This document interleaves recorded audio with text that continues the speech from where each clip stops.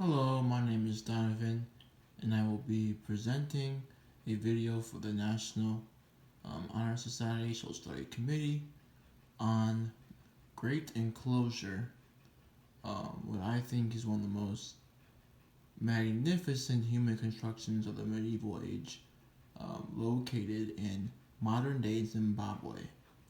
Now, a little context: it was built by the kingdom that we identify as Great Zimbabwe, just due to how great of a kingdom it was economically, politically, socially. It's really strong kingdom, especially 14th century.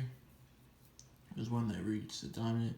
And here is a picture provided by National Geographic that I thought would be helpful as a frame of reference. You can see the surrounding countryside.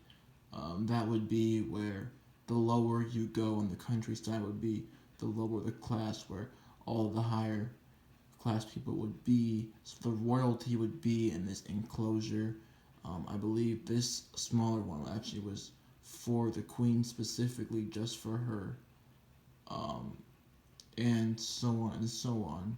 This was where the party was at. This was where people met, where royals would meet, where they would come from other kingdoms. They would come to this enclosure, and then some background context. This is we're talking about a major kingdom in Eastern Africa, where they're in between the gold. So the gold trade, ivory trade, is coming through this way, and so that's why they're kind of an in between point.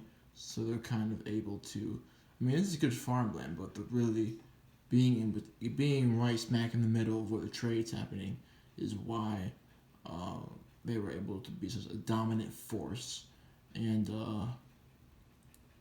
you can see um, a better picture really shows how large it was and how amazing it's still intact. We're talking about 14th century. It's really amazing how intact it is. And that's part of the reason why it is considered one of the greatest, at least in my, this is not just my opinion. I mean, no one's saying it's the best thing ever made in the whole wide world, but it's definitely a remarkable structure because of the fact that it was built without any mortar. And for frame of reference, mortar is that material they put kind of like similar to concrete, where they put in between bricks to hold bricks together. And you can see that there's no mortar. It was just geometrically set on top of each other in a geometric fashion that would ensure that it wouldn't fall over. Kind of like Jenga almost. But an entire structure. And that's probably why it's remarkable, is that it's a mortarless, not just because of the kingdom, but because of the sheer engineering this would take. I mean, look, it's still standing, and look how large it is. It's not, sure, it's a little dilapidated, but just the fact that it's able to stand that tall, and not a single brick is combined with mortar, all stacked, just on top of each other, and it did not fall. In fact, it's very sturdy to this day. And also, furthermore, there's a deeper symbolic, I guess, importance of Great Zimbabwe, because of when the colonizations, colonizers would come from Europe. They come to Great Zimbabwe, and they don't want people to know or think that they had this great engineering feat. So they say, oh, it was built by Romans, it was built by white people.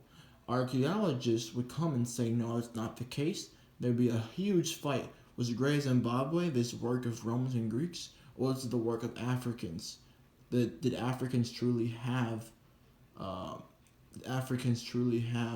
engineering that, well, in fact, was better than was better than a lot of the European equivalents of the 14th century, which is when this was built. And so that was kind of a huge thing. So when the archaeologists finally won that battle and they said, no, this was built by Africans.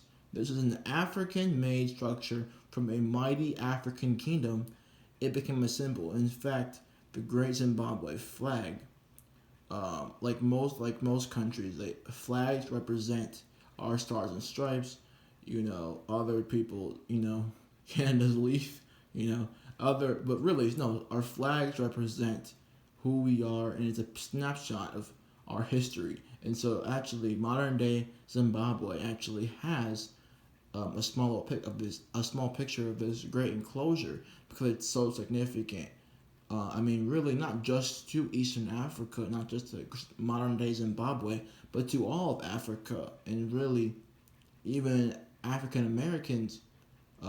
For when they research this, is like, wow, that it really shows that they were not just dumb Africans that were educated by white people, but they were modern, advanced nations who really were capable of extraordinary engineering feats, as shown in these two pictures below. Thank you. Hope you learned something about Great Zimbabwe and the mighty structures that they made.